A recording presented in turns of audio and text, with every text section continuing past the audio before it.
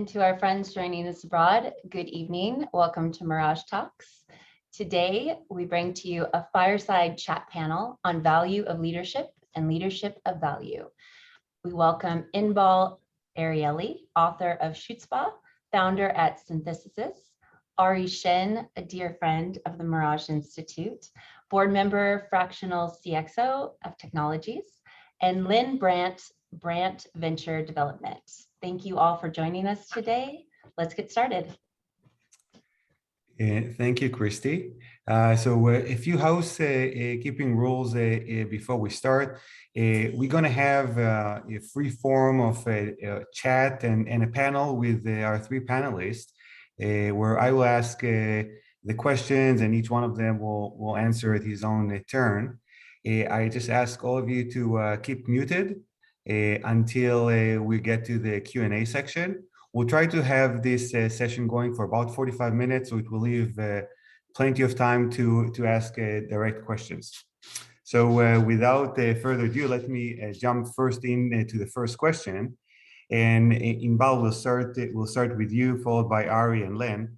And the question is around leadership and innovation in times of uncertainty. So the last couple of years, COVID-19 kind of flipped the world around. And how do you see leadership dealing with that? Oh, you're on mute. Thanks a lot, Ellie, and I'm very happy to be here with the Mirage network and community. So thanks for inviting me. I'll say that for many of us Israelis here around, this Zoom session, uncertainty is actually not a new circumstance or environment, as we've been used to living in uncertain conditions from a very, very young age. And in entrepreneurship also, of course, uncertainty is an inherent part of the environment. I do think, and I see globally how COVID-19, the pandemic, and within COVID-19, the different stages and the different phases are actually exposing the global economy to uncertain conditions almost on a weekly basis. If I have to choose one thing, one most critical element that I believe is the most critical, that would be of flexibility, of agility, of the ability to adapt as a leader, leading. So one thing is as a leader yourself. The second thing is the ship that you're leading and the team. But adaptivity and agility would be the most important thing. It's easier said than done. And I think most entrepreneurs think they possess this capability, but it's not always the case. And if I have to go a little more in depth in terms of, trying to granulate a little more what it means, I'd say that one thing would be their flexible mindset around a lot of aspects. Okay, so reassessing many assumptions that they've had. It could be with their market validations. It could be with their go-to-market strategy. It could be with their financing and what they had in mind, with their teams, with their suppliers, with so many, of course, with the product and the technology. All of these elements are in one way or the other affected by uncertain times and require some reassessment. So that's one thing. I want to mention one other thing, which is actually not spoken a lot about, and that is within the team. So, the role of a leader is also to lead the company, but mostly to lead other people. And I think in that regard, showing vulnerability in times of uncertainty and being very authentic is actually something from my experience that only strengthens the trust and the confidence of the other team members. And it's somehow counterintuitive to what we try to do. We try to show that we're in control, whereas it's almost expected of us as human beings to be vulnerable in these times. So in regards to our other team members, the C-suite, even the board, I think that some presence of vulnerability is very authentic, very human, and actually only strengthens those relationships. I personally focus on the soft skills, on the human factor in leadership. And this is why I chose these two elements as the top priorities. Thank you, Inbal. Ari? Yes, thank you, Inbal. So just to reiterate, you won my comments on leadership and innovation in these times of uncertainty. Yep. Am I correct? So first of all, I think that in the last decade or two, or maybe even more, we kind of got used to, at least many of us, to the fact that the rate of change is accelerating. Everyone is talking about it, from technologists, from futuristic We kind need of to people. have take all those. Oh, sorry, I thought he was talking to me. And and so in a way, there is some sort of preparedness, and I think it's like a tide, a tide lifts up all boats. So if there's more or less uncertainty in the C-suite or the leadership of a company I'm talking about, I think the topics are always the same. I mean, you could see movement and change and uncertainty. Some things are maybe stick better to assumptions and other not. So I don't see any particular significance when things that are external, such as, let's say, COVID, for example, give a bigger volume of uncertainty than normal times. I mean, yes, it might take attention to a few days until our brain, until our attitude kind of incorporate the new uncertainty into the global pie, and then it becomes one more ingredient. So, if we talk about leadership, I think that see that there is uncertainty in any business these days, for many reasons, right? For disruption mainly, but for globalization, for many different forces.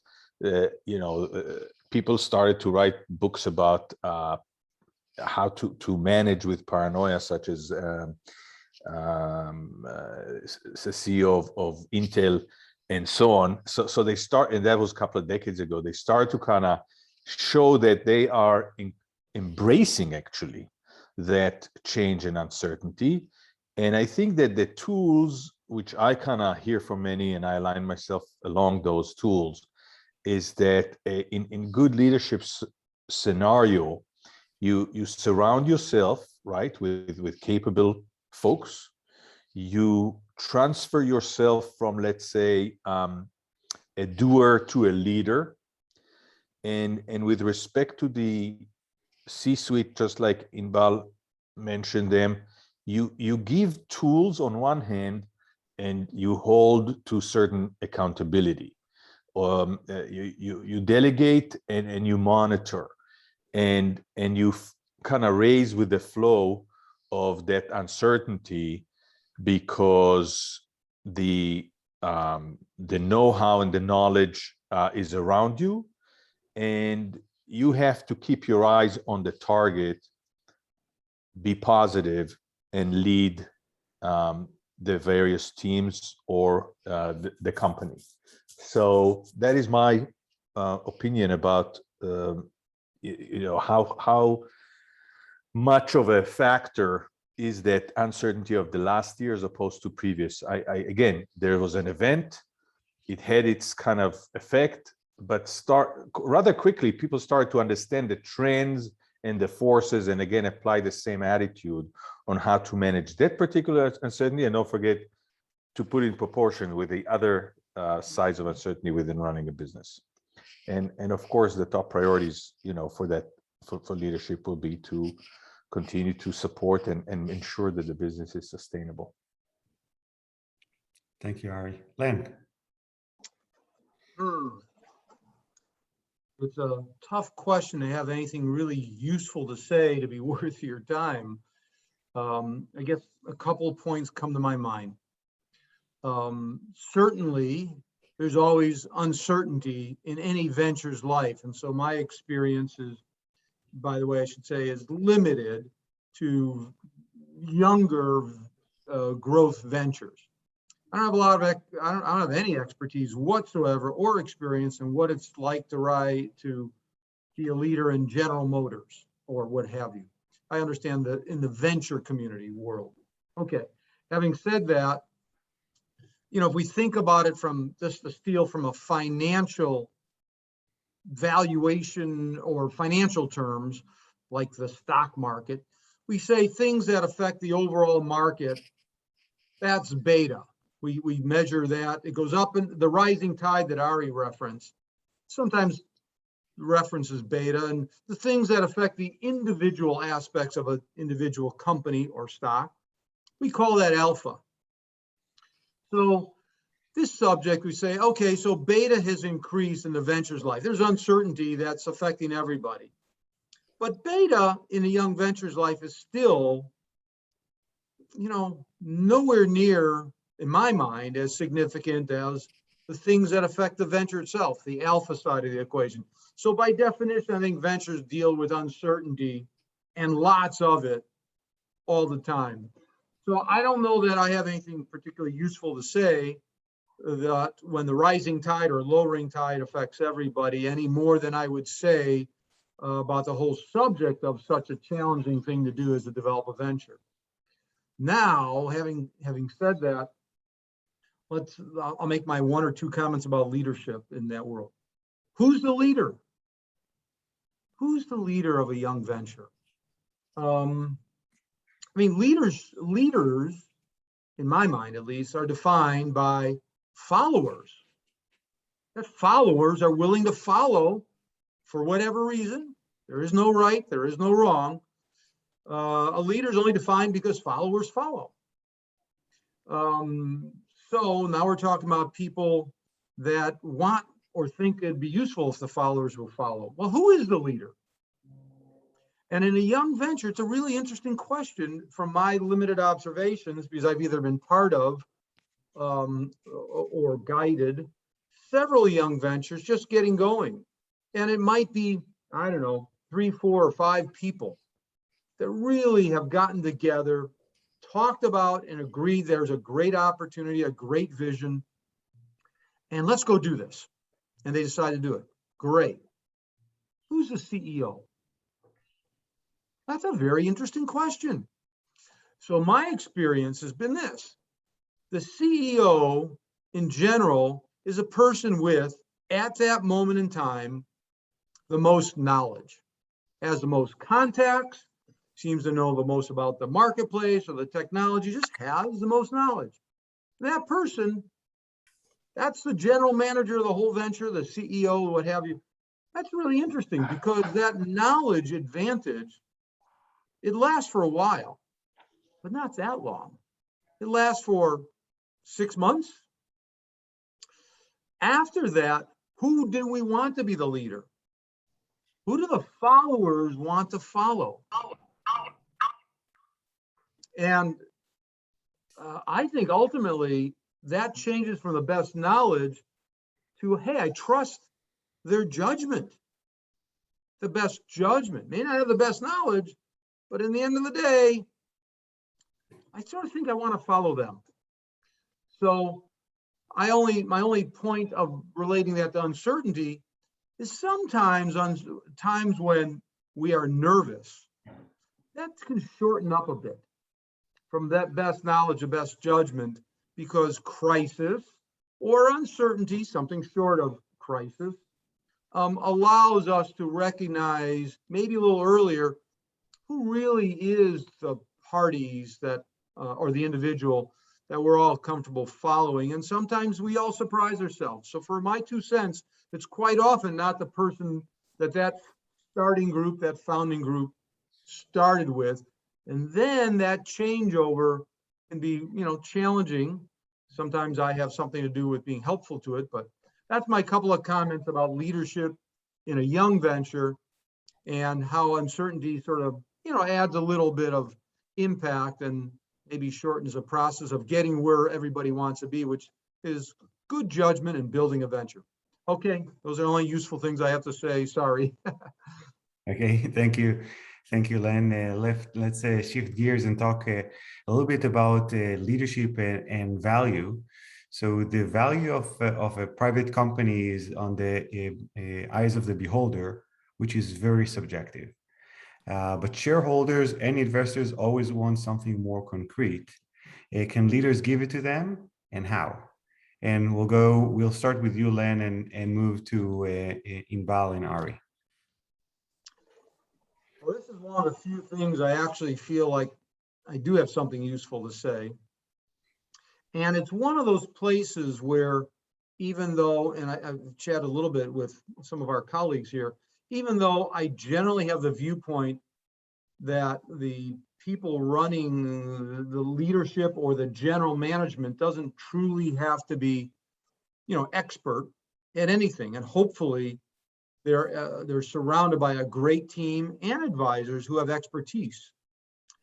But the one place where I think the buck stops with that CEO is in truly being responsible for the value of their enterprise. Because in many ways, that's for many, at least from a shareholder perspective, that's what they're looking for, to sort of build that value, maximize that value. And what I do find, particularly in young ventures, where that leadership has been chosen based on expertise quite often of the subject matter, which might be the science, or might be the marketplace, the notion of expertise on building value, it's not really innately in the training they've had. That wasn't what they were trying to do. And yet, because I think it's where the buck stops at, no, you're responsible for that building value, that I do find something that is lacking. And I do think I'm hoping I can make a contribution right here.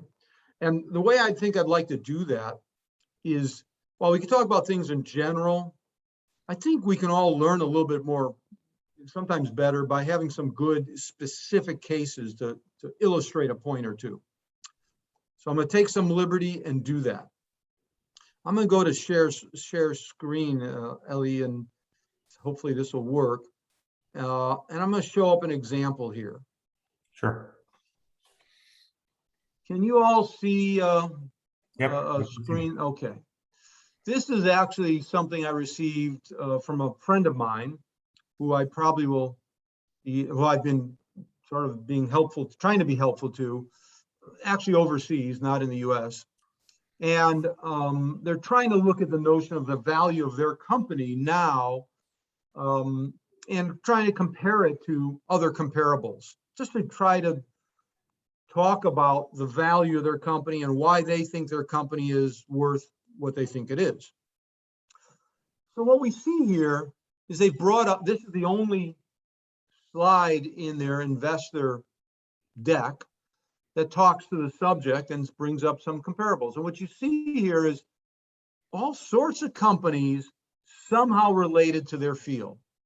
So they're in a field of mental health and mental health clinics with technology involved, and involving many forms of technology, including psychedelics, including brain, transcranial magnetic stimulation, that's what TMS stands for, and various forms. And so they're bringing all these companies to the table. There's like 12 of them here, and they have a huge range from valuation. This one's at 9. This one is at 400. And I don't know what, I think this is euros, 400 million euros. You've got companies of huge range of revenue, etc. And they do all sorts of enormously different things, but they're all on the topic of mental health. And this is what the leadership is giving to the world and to potential investors and the current shareholders, and even the key managers and employees of the company. to try to say, hey, I'm responsible for the value of this business and I think it's X and here's some comparables. I don't think he got the job done. So this is my example of, I can't tell you the value of this company from this slide at all. But I do want to talk about an example where if you're going to take that job on, and I think if you're the CEO, you have to, let me go with a different example that I'm hoping to try to bring something to the table here on taking responsibility for educating and convincing the value of your enterprise to the world. The first thing I'm going to show in this example, this is also a medical company. I do get involved with a lot of medical enterprises. And this particular one is called Renata Medical, as you see down right here. And they were doing a financing. They're a private company, not pre-IPO, although IPO is always a potential in the future, that we called Series A. And in fact, what does Series A even mean? I will tell you, I have seen that term used in any range of different stages of the company. I don't think it has a definition. But if we're going to try to look at the value of a company and try and say, well, let's look at others sort of like us, and let's look at others in Series A, I think we need to do a little better. And if we do, then I think people will follow or listen a little better. So these fellas, and it was in this case fellas, they defined Series A right here under stage. And the only companies on this list are in the same stage as them, is defined as first in human. Sometimes we call that preclinical in a drug or in a biological. This happens to be a medical device company. I said, okay, this is their first in human study meant to create the capital to do the human study. Okay, now at least we have comparables of companies in about the same stage. And because they did this work and they focused the people and investors and themselves of thinking about that, they then could look at these companies and the subset that were sort of in the same area, minimally invasive surgical procedures. And they were able to say, okay, those companies or those interventional type of companies, they're also like us too. So that's only one. So you actually have a cohort of companies that now makes some sense to think about. And they actually, in this case, for the most part, all these, they're all cardiac interventional companies. Okay, now we're talking about procedures that would be least invasive in the cardiac space, all first in human. And they said even further, if you think about these similar companies who wound up doing transactions right here, transactions that value those companies, and here they are, from 11 to 12 to 9 to 8, here they are. And they said, okay, now they're all similar, but there's still, these numbers are different. What else might you want to know about these companies to think about them and therefore to think about their company?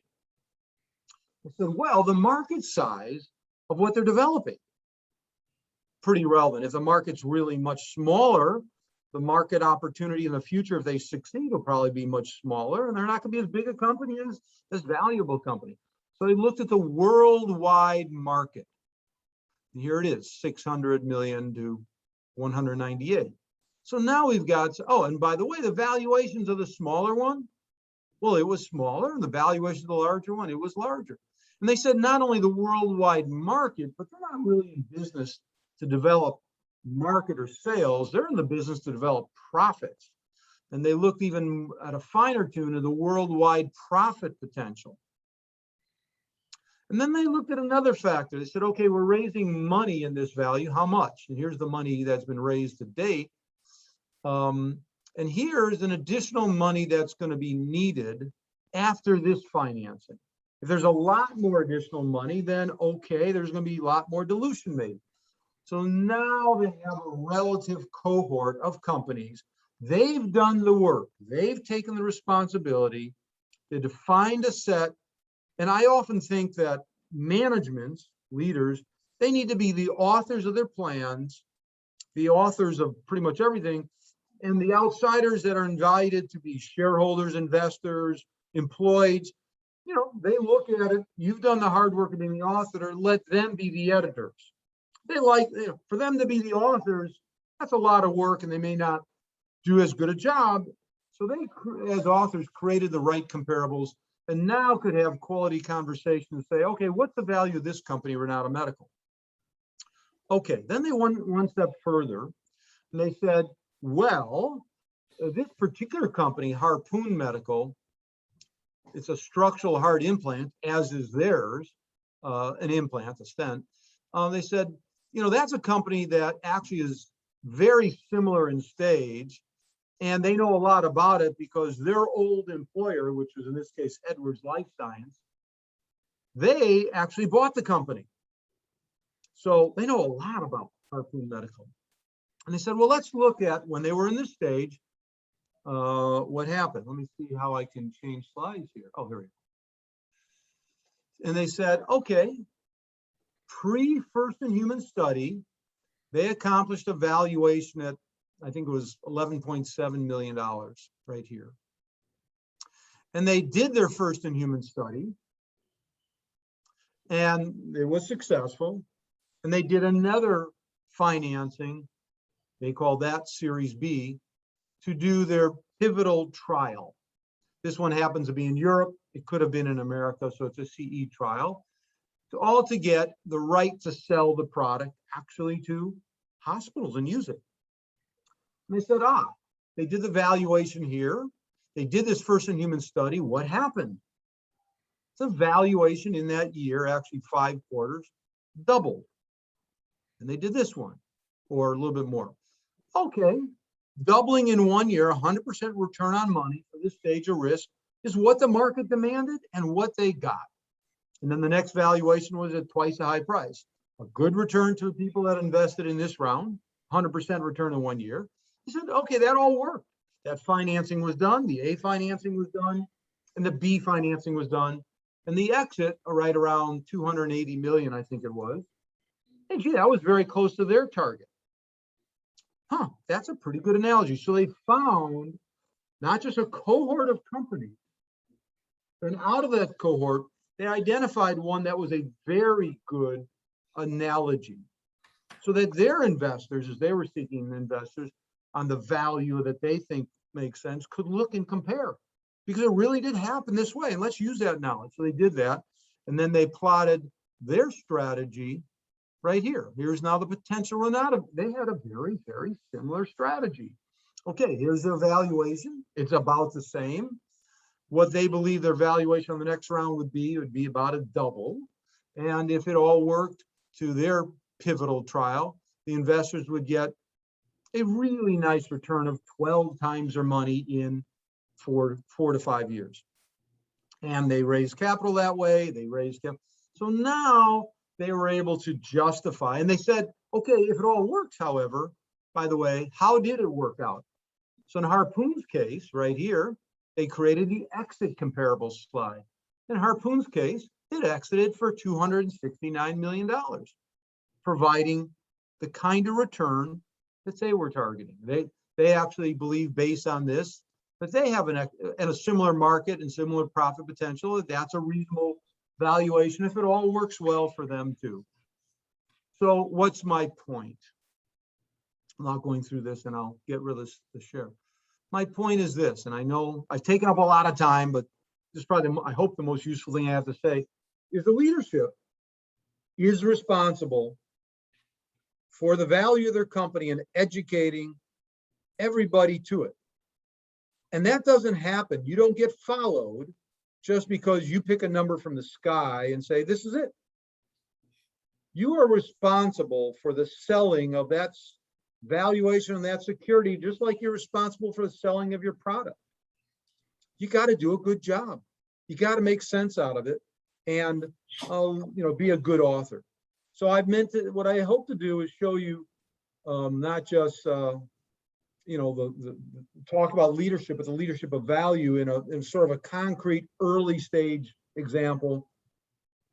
Thanks. I'll shut the heck up. Thank you, Len. No, that was very interesting. As value of a company, if you look at the vision of the leader, most of the time it will be much higher than the actual value that he raised money along the way. So I think it's something that no one can ignore. And Inbal and Ari, if you'd like me to repeat the question, I know it was a long speech by Len. I can do that. No, it's okay. I'll be very short here and just add one additional element. Building on what Len said is that I think a very interesting complementary analysis would be to look at companies, again, in this specific example, who have not succeeded. So like in any, deck presentation or point you have to make as a CEO or any other expert in the company, you choose what to show, right? And in this case, we saw 5 or 6, right? The analysis showed 5 or 6 companies which made a certain point with the numbers, with the trajectory, the journey, and everything. I would add an additional slide with companies who have not succeeded, with the question why, and through the trying to answer that question, also learn what could either go wrong or what was different in their case than the ones that succeeded. I think that's nonetheless important, and goes back to the point about reassessing and constantly checking assumptions and debriefing in a way, not just successes and learning from successes, but also things that have not worked well. Thank you, Inbal. Ari? Yeah, no, thank you, Inbal, and thank you, Len, for this, walking us through that, because it's a super important exercise. And when you have the ability to collect those facts and then present them and then sell them, then I'm sure I'm with you on the fact that this is the #1 role for the CEO, especially of an emerging tech company, which is always chasing the next raise or the next round and series. So I think that in my experience, we try to do that many times in different companies that we worked with, or I worked with the team, and create that comparison. And I call it, I'm trying to simplify it because I'm not coming at it from that angle.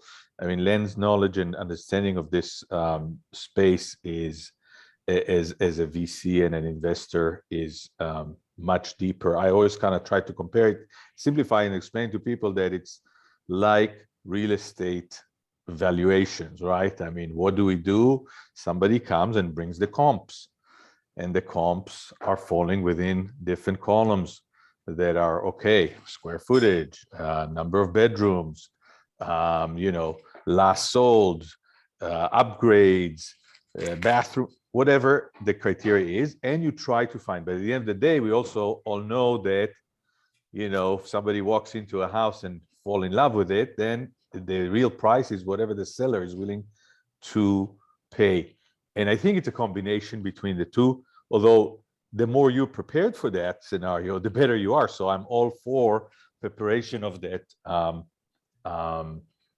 exercise that Len was sharing with us and telling with us. I just want to share a strange example that I'm finding myself in these days, and Len, somewhat familiar with a company, one of the companies that I'm involved with these days, because we share things with each other.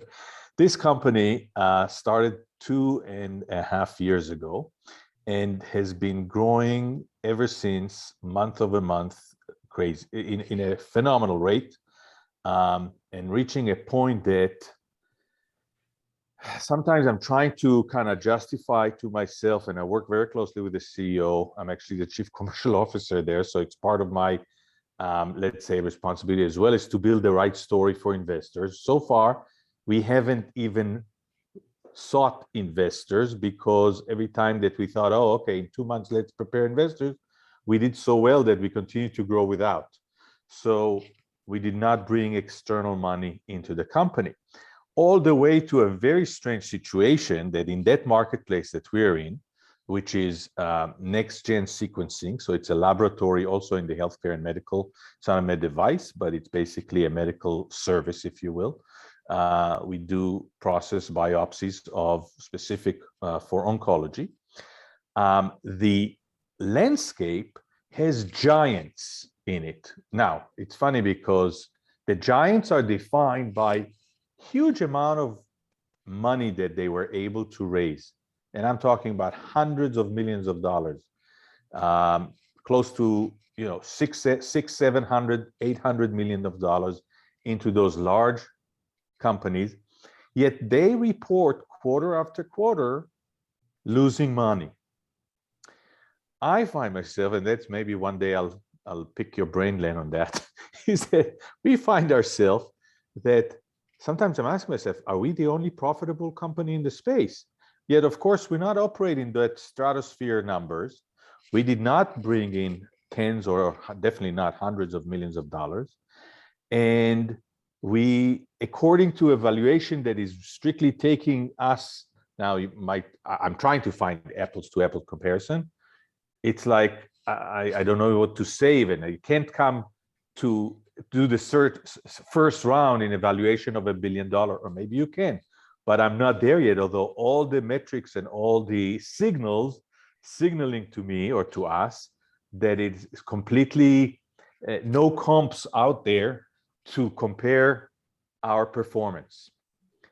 So why am I saying that? Why am I bringing it? Is that I think that Len's approach is the right way, and I've gone down this path many times, usually finding ways to collect information from the market to fill those the table and the columns, because that requires some legwork and collection. And as Len said, people who know that field, whatever the field of the company is, to bring in the relevant comparable information. But sometimes, and that's why I kind of telling this anecdotal story, sometimes it's completely, you know, out of whack and still puzzling us. Anyways, so that was my share from my own point of view. Thank you, Ari. Let's move on to talk a little bit about the culture and leadership. So in Bal's book, Chutzpah is talking a lot about some of those qualities within the Israeli innovative startups and what made them so successful. So the question is, leadership attention for cultural differentiation within the global market space. Can you provide some use cases? And this time, Ari, we'll start with you, move to Len, and let Inbal finish. Okay, thank you. Yes, the global workplace is something that we all kind of have seen for, again, as somebody coming from software industry.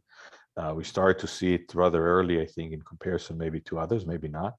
But, you know, I've been facing offshore and outsource and all kind of activities as different names popped up through the different decades, as well as the feel of working with different countries, different cultures, and so on. So I'm kind of honing in on the cultural differentiation that you mentioned in your question. And I think that the best leadership that I've seen through my experience is the one that, of course, pays attention to the cultural differentiation, but sets some boundaries that from the get-go compress a little bit and understand, okay, at the same time, you're going to be working with folks with different backgrounds in different countries or different cultures, but at the other side of the coin is that you kind of define from the get-go how to measure or to see or to explore if you can work in that environment. And I think that it brings you down to two things that as a leader you have to consider. And the two things that you're looking for similarities, I think, is what I call character and core values. Because if you agree on that, then everything else by nature will be different, but that's okay. It's okay because it will be aligned in a way to fundamentals.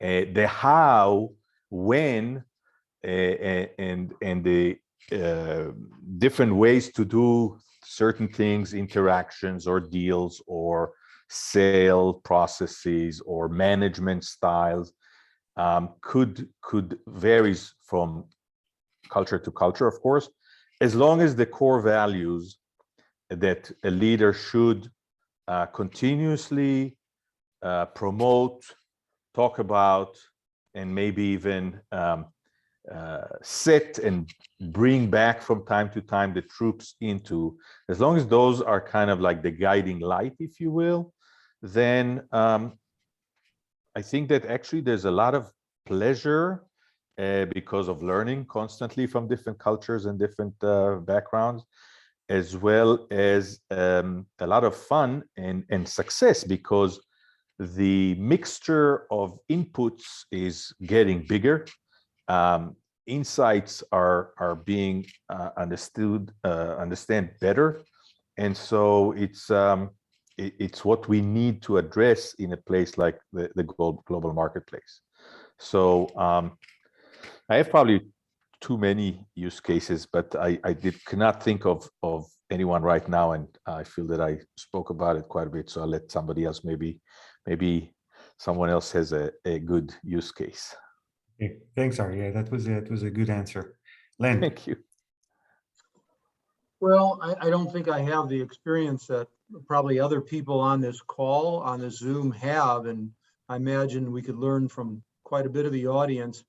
The one thing that for me, the one thing I always appreciated, and I sort of saw it in politics maybe as the best example. One thing I always appreciated is when dealing in cross cultures, I see that somebody makes the effort to do their homework about the culture they're communicating and moving to work with.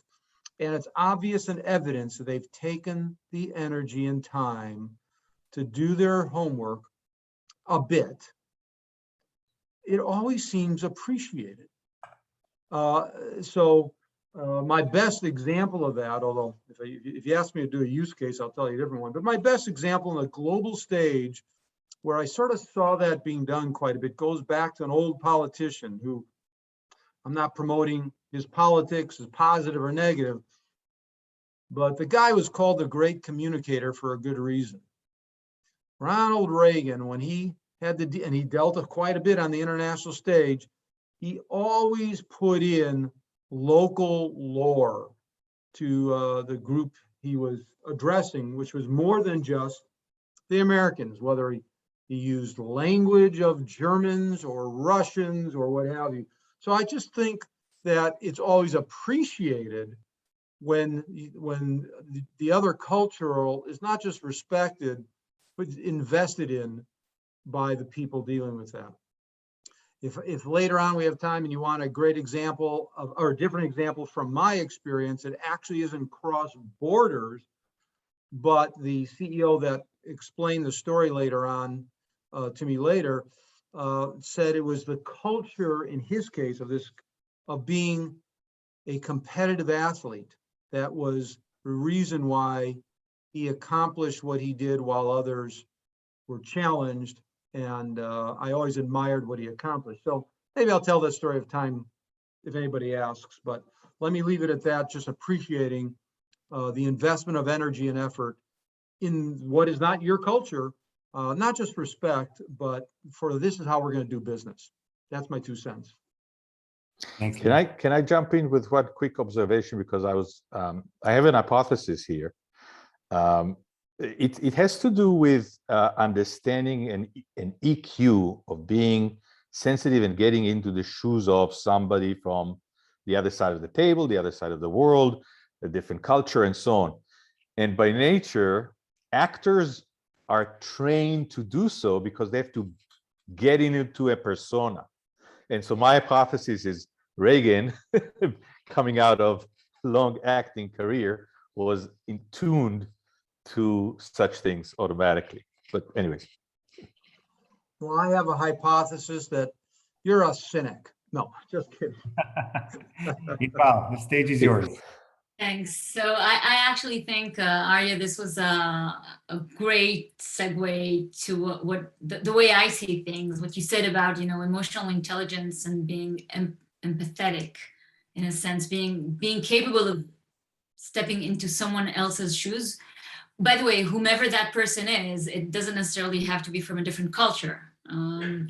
I think that actually, so let me step backwards for a second. Chutzpah, the book, was actually written. So I'm Israeli, born and raised in Israel, and this is here, Tel Aviv. This is my playground. But Chutzpah was published by HarperCollins, a very large U.S.-based publisher, and Harper Business. So it stands on their business shelves, although it's a book about Israeli childhood. And you could ask yourself, like, why would a very tier 1 large US publisher in business be interested in the childhood journey of a typical Israeli? It really doesn't make any sense. And not only that, since the book came out, it was translated already to a nice list of other languages in very different cultures than Israel. Japan being maybe the most extreme example. So it came out in Japan and in China and in Korea. And I think it is because that at the basis, I believe that there is a universal common ground, okay, for us as human beings, in different traits and different elements, wherever we were born. The difference is either the interpretation, the awareness, or the interpretation that we tend to give to different things, including, by the way, in my opinion, are also values, for example. So you could have an Israeli mention, I don't know, communication, okay, as a value in the company, and a Japanese person mentioning the same value, the interpretation of the value would be different.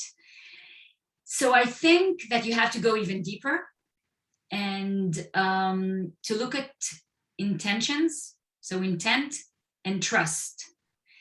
And if these two elements are clear, that's a very, very solid ground and basis to build on now the different elements required to operate in a multicultural environment. I do want to share, I have actually a use case that I think is relevant. So actually in my own business at Synthesis, we are a group of Israelis, and our strategic partners are US-based, not related to Israel, not related to the Israeli tech ecosystem in any way, have never been here before. We collaborated together. Really two different types of people in generality, okay? Two different cultures. And in one of our first strategy sessions, after we've joined forces together, we had a brainstorming session, which was defined as a brainstorming session about a specific topic in our strategy. And it was a very active, fruitful discussion. So we came out of that discussion with decisions that we made as a group, with more thoughts. We felt that the discussion has helped us evolve that specific matter. But after that long day of a meeting, one of my US partners approached me and took me to the side and said he had a personal question to me. And he asked, he said, "I'm not trying to criticize here. I'm just asking, why were you arguing and like, it seemed like we were fighting all the time, you Israelis?" And I looked at him and I said, wait, I don't understand. This was one of the most, fruitful conversations we've had together as a group. We were asking questions and answering and criticizing each other, but in a very constructive way. And the result is the outcomes of that meeting. And then we both realized that it was a matter of interpretation for both of us. What he saw as an argument, we actually saw as brainstorming. And I remember telling him at the end, I told him, you know what, Joe? I mean, think of the term brainstorm. Have you ever seen a pleasant, quiet storm? It's supposed to be a storm. But of course, I realized that in his eyes, something else happened there. Our way of solving that was by going back to trust and intent. Once we went back and said, okay, guys, we were not arguing. Our intent was to evolve, to make progress in that specific topic. We trust each other when we open things, when we question, when we criticize. This is actually how we make progress. I think that's a great example on, once you understand the motivation of both sides, it's easier then to accommodate and to feel closer while achieving goals together. And it's not always easy. It requires a lot of EQ, a lot of EQ. Thank you, Inbal.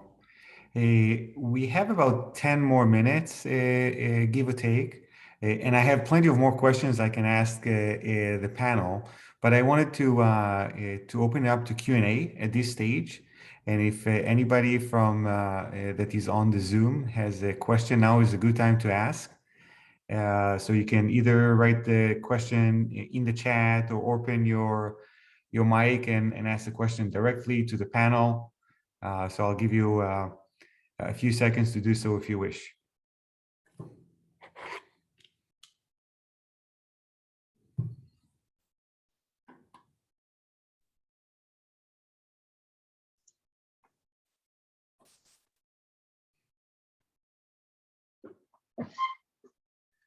I've got a question both for Len Brandt and Ari. Can you hear me? Yes. Hi, Len. Hi, Len. I really like the chart that you showed us. And can I put that into a leadership practice that I would say that part of the job of a leader is to help the firm create and capture value? And what you showed us is a really good tool for the work that it would take to do that at the stage you brought that out? Well, I think so, but maybe in my own words to see if I've got what you're saying.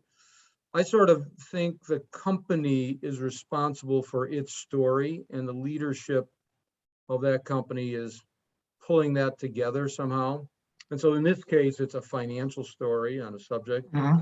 And that if the company isn't responsible, then who is? Because nobody else is going to do a great job at it. So it's really more about the response. My point was the responsibility of leadership. It's one example. Somebody else to take the same subject on and do a discounted cash flow. Mm-hmm. And that would be their basis, and somebody else would do both and triangulate, But my real point is you're responsible for it all as the general manager at some level getting done. Doesn't mean you have to create the chart yourself, but you'd have to buy and tell the story. You are the chief, I would change chief executive officer to chief storyteller. So if I say that if your job then is clearly, if you're the general manager and it is to create and capture value, what you gave us is two things, as I might say, that your job is as chief storyteller, and you're going to tell the story in a variety of ways. You have a financial story, you've got a product market story, you've got a number of other stories, and these are the tools that will help you in this overall job of creating and capturing value. Yeah, and my real point was, so often we understand that when it comes to how do you make the product, how do you sell the product, That's right. inventing the product, all this other stuff. In fact, I used to, when I was my little story is when I was a young venture capitalist and I was very young in the game, I'd get on these boards at 25 years old. I'd go, holy cow, all these people in this room on this board of directors, they know this industry cold. I've just come into it. They know everything about it. But I realized that what they knew everything about, I came to call the income statement, the revenue line, the cost of goods manufacturing line, everything. But when it came to the other statement, the financials, the balance sheet, they didn't really understand that so well. They didn't really even feel that responsible for it, and except when we had to do a financing. So in a way, the message is, no, I think you're responsible for that story too. And that security, that's just another product you have to sell. Good, thank you. But I really like your name, Leonard. We have to talk about whether I should change mine from Len to Leonard. I've been thinking about that. Well, I've actually changed mine to Len. This is an old picture. Oh my goodness, there goes that. Thank you for the question.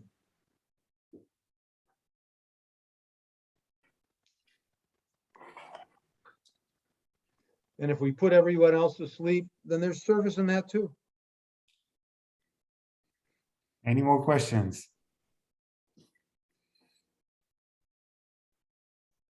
So if there's not more questions, maybe I'll squeeze one last question. I have a quick comment, if I may. Sure. Hi, Ari. Jack, how are I you? apologize if I came in a little late and I may have missed something beginning, but first of all, what a fantastic balance in discussion between Lenny coming financial side, Ari, with your everlasting support of these situations, and Inbal, real pleasure to hear you. One of the things that I have a question about, and if I missed it, it was stated, I apologize. But this is an issue of leadership, because this is what this is all about. My experience, from those of you that know me a little bit, know that I've been part of the high tech growth and venture capital for a period of time. But one of the things that I felt was missing, that from what I heard here, was the issue of learning to sell the vision continuously. Len, I loved your example of growth but one of the things that selling a vision starts at the beginning with being able to, and this is about leadership. This is what this was all about, what I was waiting to hear about. Selling the leadership of bringing the right people to surround yourself when you're building a company as a startup. Inbal, you spoke about the unique personalities that come out of Israeli companies, and chutzpah is a huge part of it. And it plays out beautifully in many ways. But that ability to sell the vision is one of the most important growth processes, and one of the ones that is lost often in the early stages of startups, that the person with the vision or the group with the vision doesn't know how to sell it at each level. And it's what I really appreciated, Len, about your presentation, in the ability to continue the growth of the vision to the right groups. And my sense is that's where the breakdown often is between the early stages, the middle stages, and of course, the IPO. Usually it's the bankers that are leading that. So if you have some comments on the selling the vision as a continuous process, I'd be very interested in hearing it. Thank you.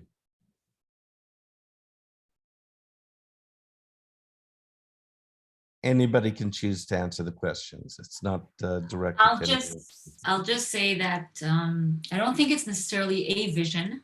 I think it's in plural in a sense, because the vision also itself changes, or should actually, when it, you start in a certain point, you have a certain vision, you face reality of the market or of the technology or any other or uncertain conditions that have influenced the business in one way or the other, and the vision gets a little bit of it's continuous improvement. It's exactly. So it's not just comment. a vision, it's a continuous work of also adapting. Agree. And I know I've used that word a lot, but I'm a strong believer in that. It's an excellent comment. It should have been in the question. Thank you.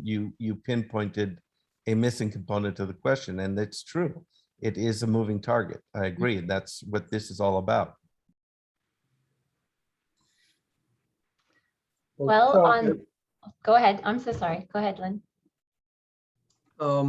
I guess the one couple little things to say. Number one is, I don't think I could overemphasize how important the point is that you're making, which I'll call selling the vision inside as well as outside. As the role I play quite often here in Orange County is sort of the institutional venture capital sort of knowledge. Sometimes I like to call it smart money, and it's different than typically the angel perspective. And where it is most different is right where you're referencing, which is the internal leadership team joining this venture to make it a financeable institutional financing. And it, it comes down to often that team and that selling process, which is typically, hey, I can't pay you what Johnson & Johnson is paying you, and my investors aren't going to let me do that. I've got to sell you, therefore, that this bucket of equity, it's going to be worth something. I mean, they're buying that equity story just like an outsider, and even more so. So I just want to emphasize that, particularly in my world, the internal sell and then the ongoing story being believed and followed, as 2 years from now and it didn't work out quite as well, other opportunities come in and it can steal the heart of the venture, because 2, 3, 4 key people are the heart of the venture. So I just want to recognize the critical point you're making, which is not just the selling of it on the outside and the capital and the shareholders, but how big it is there. And then at some point when the start of this talk had to do with adversity showing up unplanned and difficult times, that's when the team's got to believe in itself and in its vision and its leadership. And so all I'm going to do is applaud the point, I think. Yeah, Len, it's great. I think we can rename this the 360 selling point. Here. Well, on behalf of I have, sorry, one more. No, go ahead, please. So Sorry. I don't want to, no, I want to represent back to Chuck's. I think that some of those topics were covered earlier in the discussion, but I do want, and I didn't want to add my own. So I kind of quickly, while Len and while Inbal were answering, I looked back to my notes. I was a judge last week in the one of the competitions of high-tech awards in Orange County. I don't know if anyone, Len, Octane runs that for many, many years.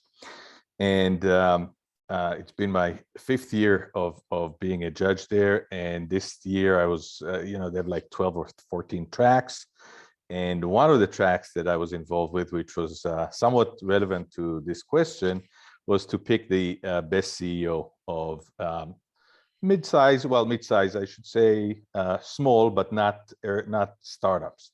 So there were a couple of CEOs that we interviewed that were screened out of tens of companies that were nominated, and they probably each one has anywhere about 100 people working for the company up to 200.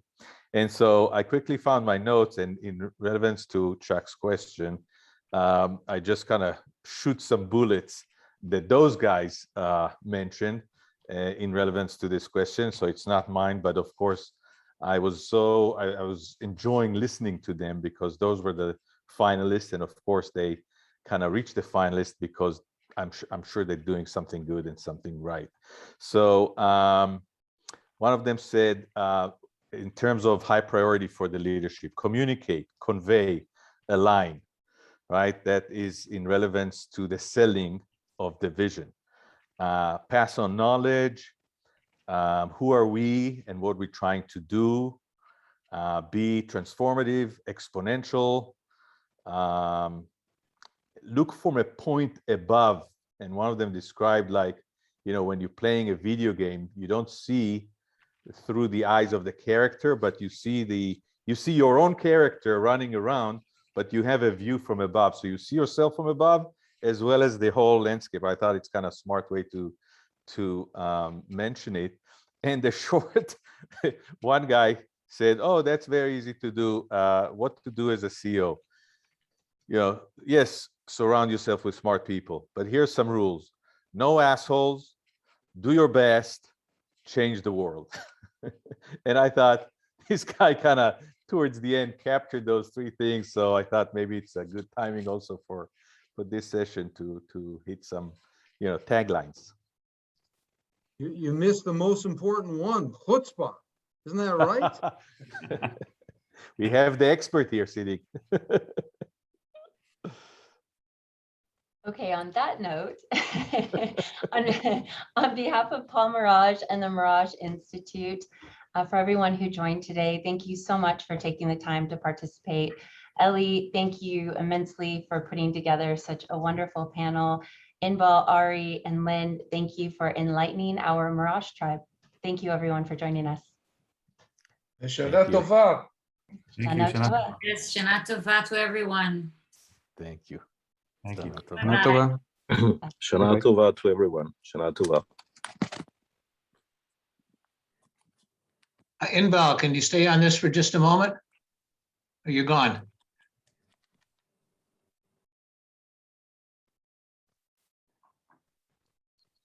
I think she's already gone. I wanted to compliment her on her book. We use it in my class when we prepare my students to go to Israel on their residentials. I'll give her the message. Thank you.